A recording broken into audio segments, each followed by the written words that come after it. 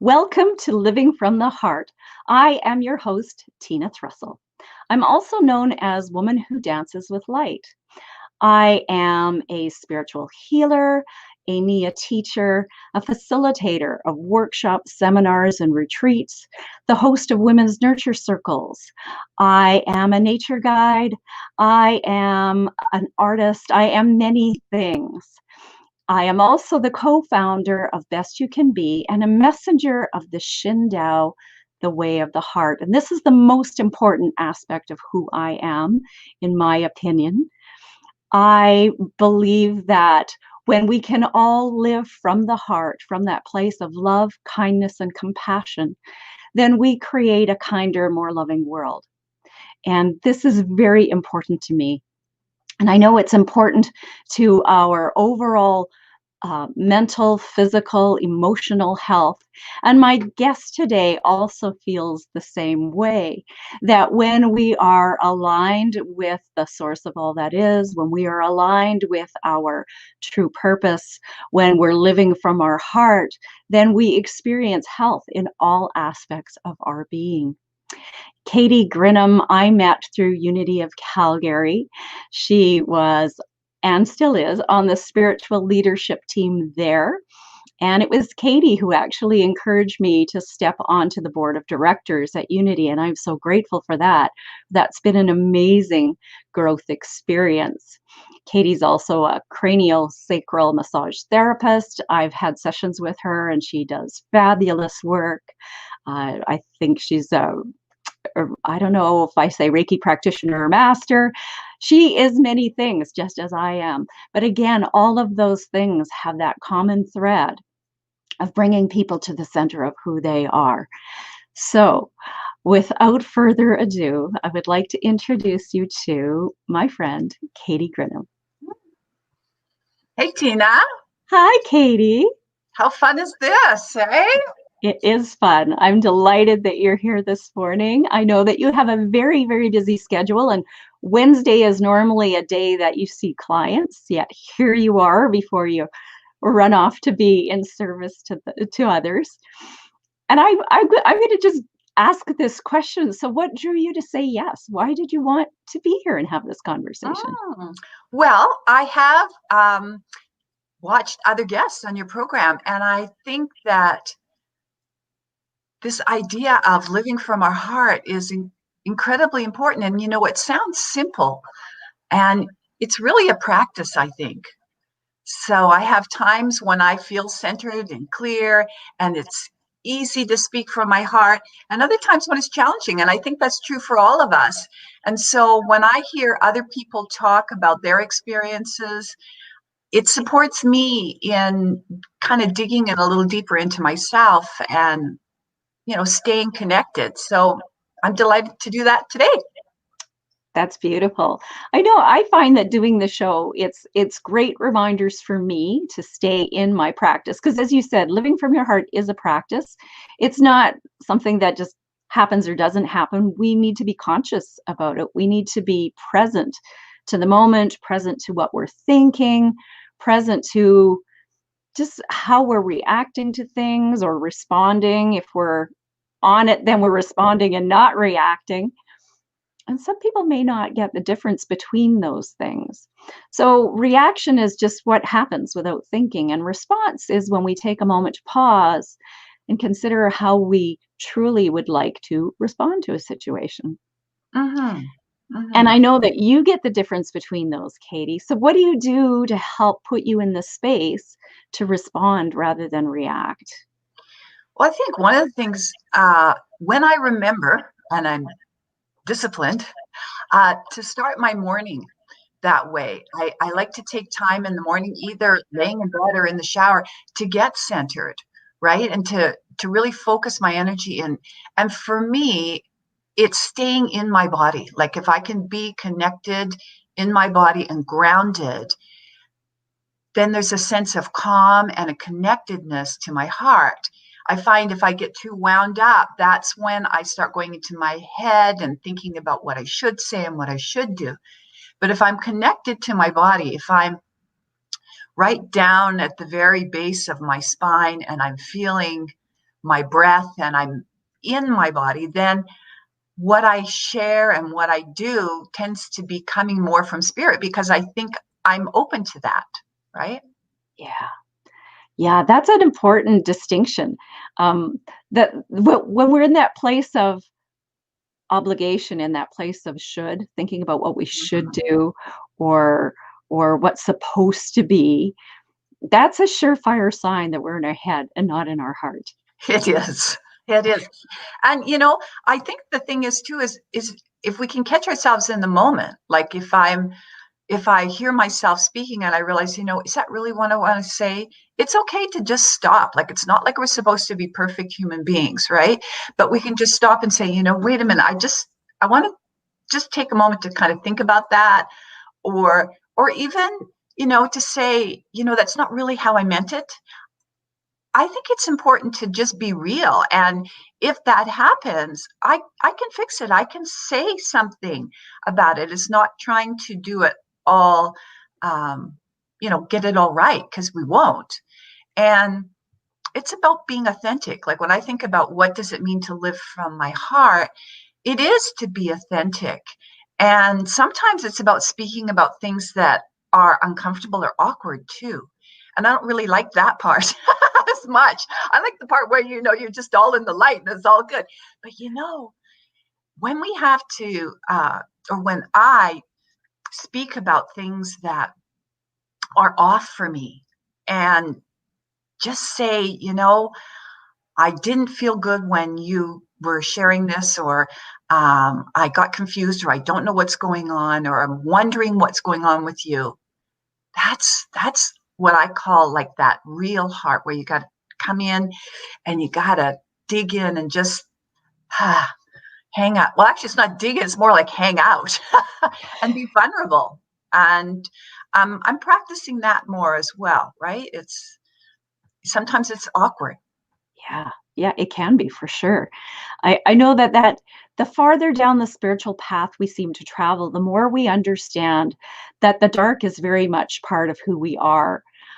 When most people start down the spiritual path, at least I know that's been my experience, and I've observed that with others, that we think it's all about the light and it's all about being positive and it's all wonderful and beautiful and Pollyanna. And ultimately, that is the goal. I think Mhm. that's where we all want to be. And there has to be the acknowledgement of the dark side, our shadow sides, the parts of us that actually have so much to teach us. And I've heard some people say that our biggest quirks, our biggest, what we might think of weaknesses, are actually our greatest strengths because they show us, they illuminate for us areas where we can focus attention and create the biggest shift and transformation for ourselves and for others. Mhm. It's true. It's true. Uh, yeah, and I think that it's just a willingness, right? And um, it happens on a day-to-day basis. And I do think, it's kind of two sides. I do think it's like living authentically, but there is also the part that we can practice, right? In the sense of, I know I did a talk a while ago at Unity about the practice of being joyful. And that Mm. kind of came up because I was thinking about, we practice gratitude, but can we practice joy? And I really think we can, actually. I think that we can decide or choose to see the opportunity of the goodness or the joy that's happening in the moment, right? And of course, we all know the idea of laughing at ourselves. So it's true, right? We have a choice point where the technology is not working or something, and then eventually it becomes funny if you're willing to let it become funny, right? Oh, yeah, you said it. Everything is about perspective, really, right? Mm-hmm. Everything that happens in life is how we choose to see it. I know recently, a friend of mine enrolled in a Stoicism conference. And I went, Stoicism conference? Like what? Wow. And I looked it up, and sure enough, there is a Stoicism society that is focused on neutrality. Their whole goal is to have people be in that space of there is no good or bad, there is no right or wrong, there is only what is.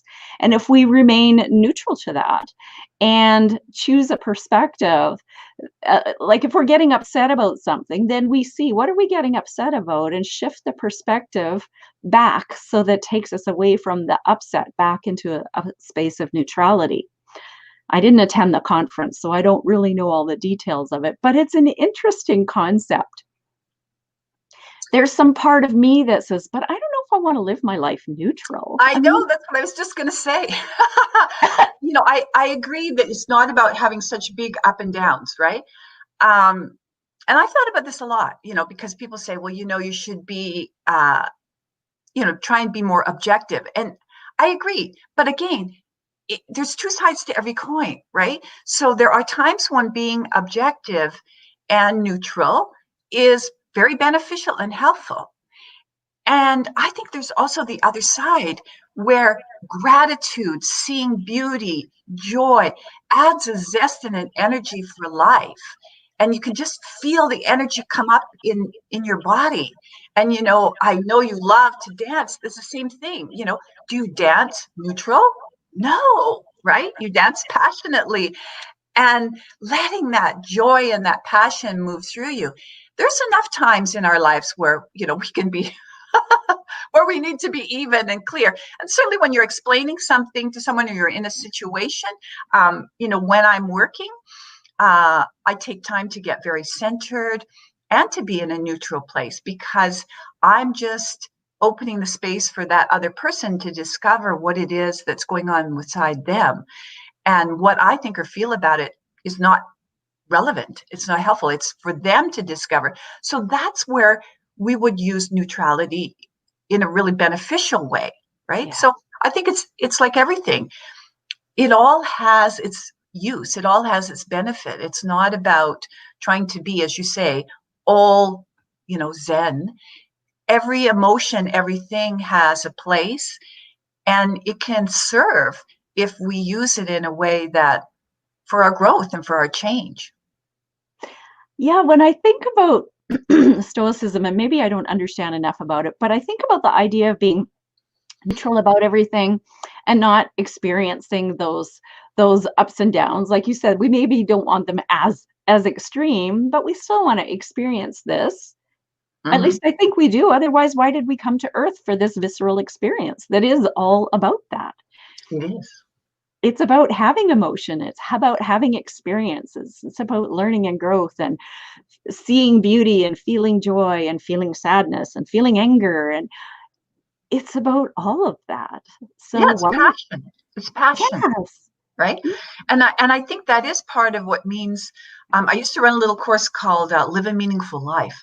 And in Mm, that class, I had people look at a timeline back at their life and identify where were some times when they felt like their life was really meaningful. And then we looked to see, well, what were the qualities that were happening at that time? And then is that something that I can be aware of so that when I go to make decisions in my life about what I want to participate in or work in or whatever, I can say, well, I value these things. So I want them in my life. And the more likely I am to have meaning if I have those qualities, if you get what I'm saying, right? Like for me, I need it to be spiritual. I need to be community based, connected, about health, about wholeness. You and I have that in common. So if someone asks me to do something that is linked to that, it's more likely to be meaningful for me, yes. right? And Yeah. so it's not so much that you have to have certain things as meaningful. I mean, some people have, productivity and organization and, growing connections and technology. Those are their values. That's Yes. what's value to them. So that would be meaningful. So anything that has those qualities in it would be a meaningful endeavor for them. Thank you for pointing out that distinction. It's really important for people to understand that meaningful doesn't necessarily mean spiritual.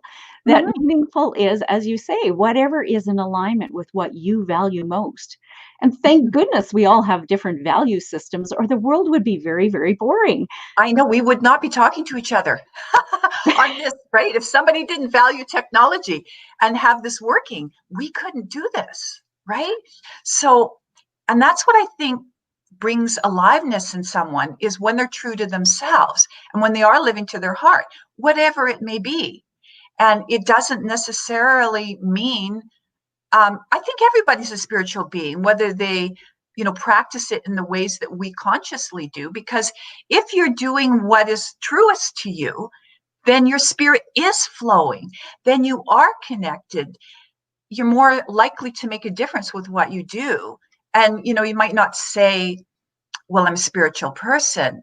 It's like I love the definition of, I had this discussion with my son once about uh, intuition. And he was saying, oh, I don't know whether about, intuition and that. And I said, well, business people use it. And he goes, no, they don't. And I said, they do. I said, but they call it a gut feeling.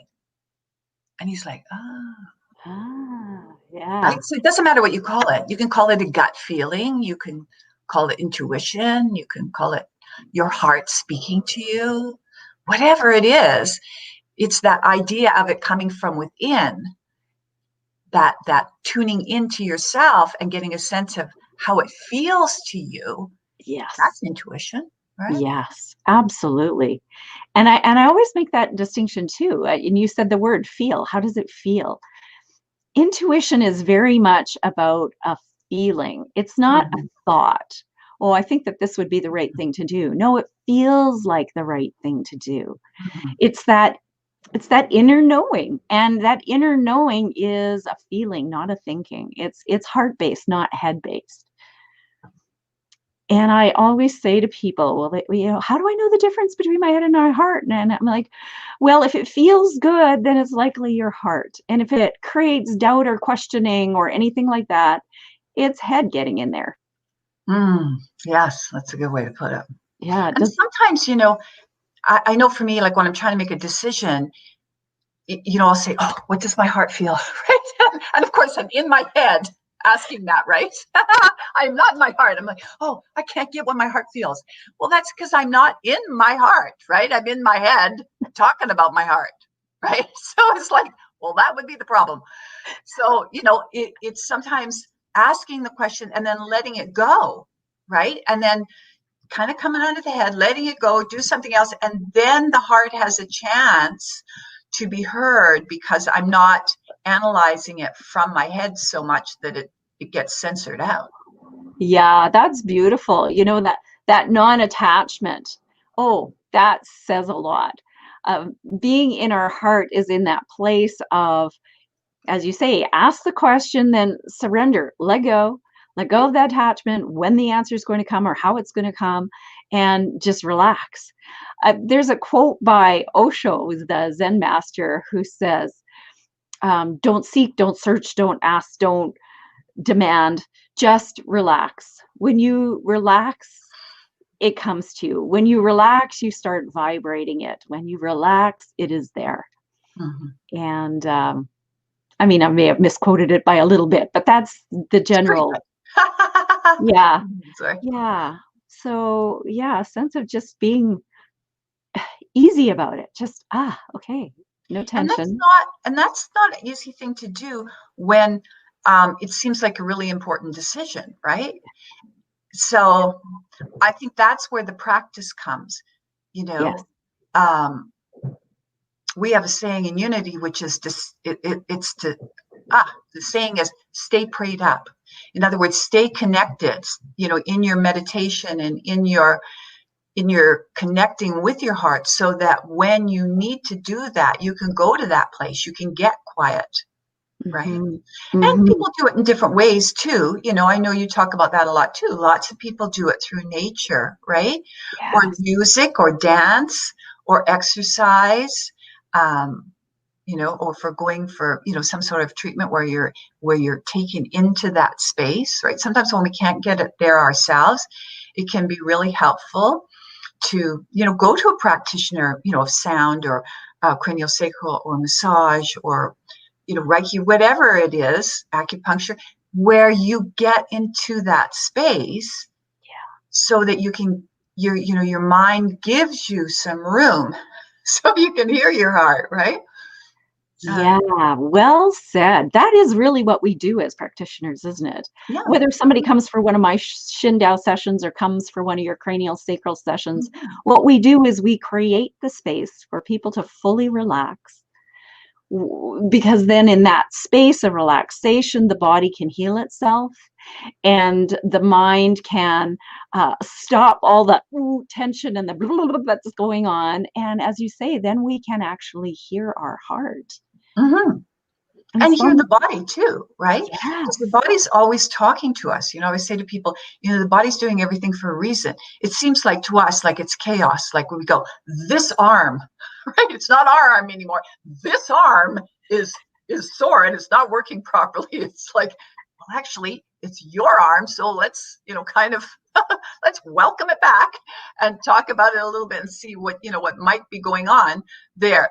And I understand that when pain becomes so great, there is a bit of disassociation that happens, and part of that's a good thing because that helps us cope. We can't be in the thick of pain all the time, and especially if people have chronic pain, they have to learn how to manage that. So I understand that, but when we go to heal it, we need to reconnect and see what it is the pain's trying to tell us, what the body's trying to tell us, and what does it need, and how can we engage with that and help it move through that so that we don't need that physical reminder anymore. yeah. I'm looking. There is a comment here from Neil who's posting from the Shindao page. Oh, Nah, I can do it all on my own. We all know Neil and his humor, and it's like, you don't need to go to anybody else. I can do it yeah, all myself. yeah, that's right. That's right. Well, you know, everybody has their ways as well, right? Um, and there are benefits and drawbacks. But I would say to Neil is that he doesn't do it as on his own because he has the lovely Miss Tina that he lives with and gets energy and insights and support 24/7. So I would question that doing it on his own thing just a smidge. Well, He I might think not about lay that. on your table, but he's definitely in your energy field. Exactly. You're right. Yes. Thank you for that. I think about that quote, no man is an island. And that is so true, right? None of us can do everything on our own. And as a matter of fact, we don't. If you believe that there is a higher power, whatever name you call it, Mm, no, call it God, call it Buddha, call it Jesus, call it Lord, as Daniel Nemad sings. right. Um, whatever name you give that ultimate power, it's always with us.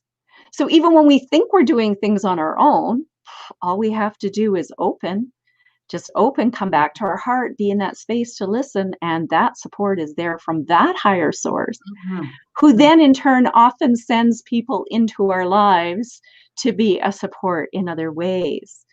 And if we stay open to possibility and open to seeing what comes our way, the synchronicities, so many people talk about what a coincidence that this happened. Well, what if it's not a coincidence? What if it was a wonderfully orchestrated gift that Mhm. someone was encouraged to cross your path at just the moment you needed them? Absolutely. And I see that everywhere. Like if you think about it, even when a particular movie, like if I'm watching, a show or a podcast or anything, it really isn't random. Like any movie I've ever watched has some sort of message for me, some character in it. I can see myself in it, or a situation that I'm in, and I'm like, right.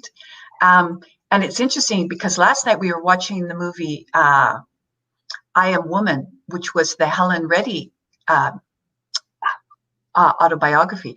I don't know, it's a movie anyway about her life. And Cool. there was so many things I didn't know about her, and the huge contribution that she has made to women in the women's movement, certainly with that song and everything else. And it was great. It really stirred up some things in me about the way I take certain things for granted, like in we can say where we've come as women, we've come so far, and we can kind of take that for granted. I'll speak for myself. I can take that for granted that that was not so even 20 years ago, 30, 40 years ago. And then if we take that into the personal, when I'm feeling impatient with myself about something, to look back and say, you know what, where has my growth and change been? Mm-hmm.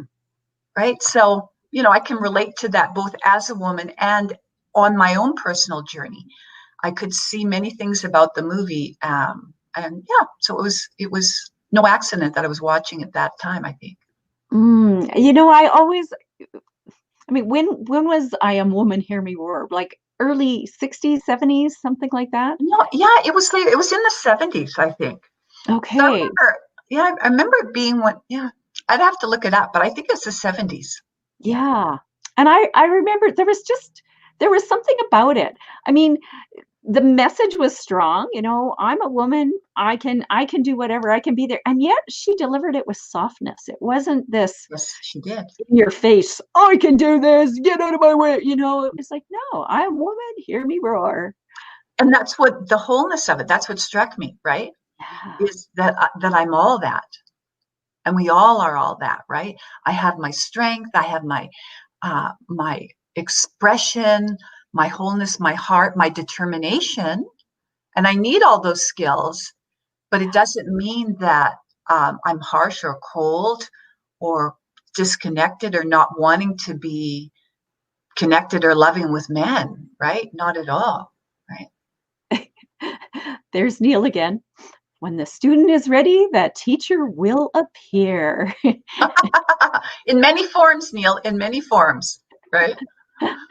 Yes, Yeah. in many forms. Yeah, so that's what I mean. I'm not particularly saying that movie. It just happened to be I was watching last night. I was looking for something lighter. So it was slightly lighter, but Well, that's great. I'm inspired. I'm going to look that one up and watch it because, like I said, I always love that song, and it would be interesting to hear the story of the woman behind that song. yeah, it Yeah. was. It was really interesting, right?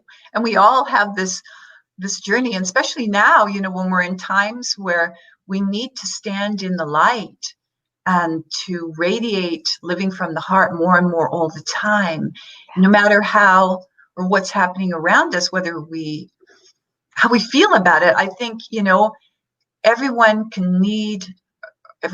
can benefit, shall we say, from just a loving glance or a smile or how are you doing or staying connected. I mean, even if we're doing the 6-foot thing, you can still be warm to people when you're grocery shopping. You can still make the effort to let them know that, they matter and you matter and we can connect. And I think more than now, especially now, the little things make the difference, waving to your neighbors and staying connected. Absolutely. You speak so eloquently to that. Our mutual friend, Ariana, had done a post, and I can't remember. I think it was, there are many ways to practice kindness. And it was things like that, smile. It doesn't have to be like buying somebody coffee for the next guy in line. Like that kind of act of kindness is beautiful. And it can be so much simpler than that. Mm-hmm. Being gentle with your energy, smiling at someone, because a smile shows in your eyes, even if you're wearing a mask. At the time we're recording this, we're in this place where people are expected to wear masks in public, but a smile can come through our eyes. People know from our energy. There's so many ways. And I had this thought that just came to me, that kindness is an expression of love. Yes. And there are so many ways to express that love in kindness. Yeah. And soften our world. And oh golly, we're already at 9:30. Holy. Wow, it goes really fast. It does go really fast. So I would like for people to, if they like who they are, if you like if you as a listener or a viewer like Katie's authentic energy and want to know more about her and connect with her, you can find her at her new website, yay, www.newlightwellness.com. And what are they going to find there on your website, Katie? Well, it actually turned into quite a personal journey. It's a little bit of an autobiography, and that brings a lot of different things that I've done together in one site. And my own healing story is on there as to, when I was struggling and feeling very disconnected and not living from my heart, and had a lot of physical pain. And my journey back to wholeness is on there. And there's information about different things that people can do to stay centered and healthy. There's videos, there's talks. So I hope there's something there that empowers you to live your authentic self. And there's something on there. I hope so. It took a long time to create. And knowing you as well as I do, I'm certain that there is a ton of really valuable resources there.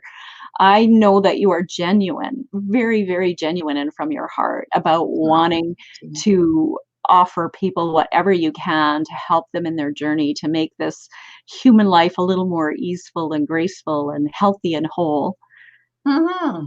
Yeah, yeah. Well, I'm doing it a long time. So I was going into my 26th year. So it's you learn a lot from your clients, and you get a lot of humility, because you realize that it is whatever you call it, the God of your understanding, spirit, is really what's moving through.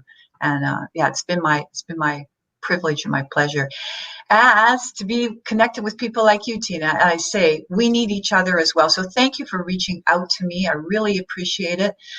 We keep each other in the energy and in the flow. And I just think this is cool that you're doing this on Facebook. How fun is that?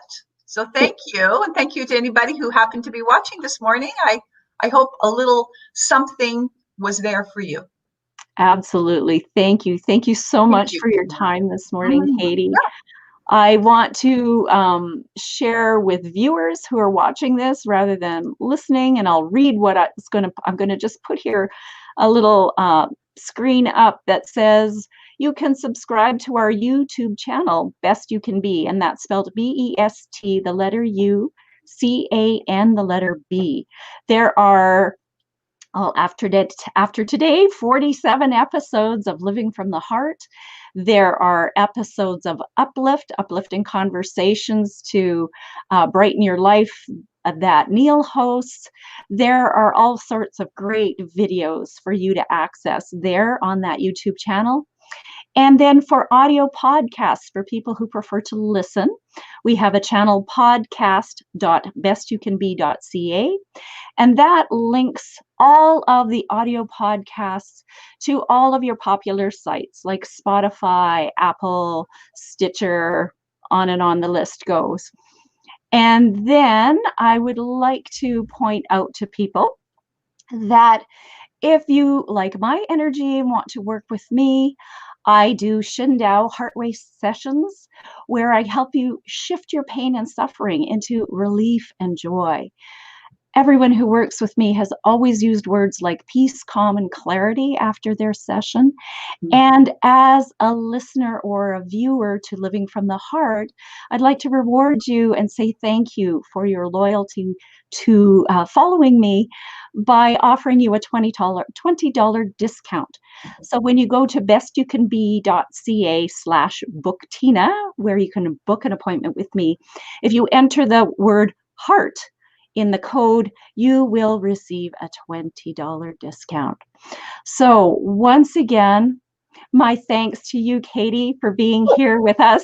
Sorry about that. I was taking a picture of that. I was taking a picture. I was thinking, I want to go. Oh, very good. Okay, good. So I will put that back up on screen. All right, good. Is there a final word that you want to offer our viewers and listeners? I'm just, not really. I'm just delighted to be here. I'm so glad. And just know that trust your feeling about things. Like you say, if you feel drawn to Tina, trust that and see her. Or if you're drawn to anyone else, because that's what we're talking about, living from your heart. Your heart will connect you to the practitioner at the time that's best for you. And it could be different people at different times. I've seen a lot of different people over time, and it's made my life rich. So, and if there's anything I can do for you, I'd be delighted. Absolutely. Thank you, Katie. So again, it's www.newlightwellness.ca. Mhm. So I will say ciao for now and see you next week when my guest, who is another friend of ours, another mutual friend, Vivian Martin, will be on the show next Oh, week. great. So until then, I'll say ciao for now. And here is that information once again. Oops, I guess I have to take your website off of there because you can't see the information about the code. Silly girl. It is enter the code HEART to get a $20 discount. bestyoucanbe.ca/book Tina. And we say again, ciao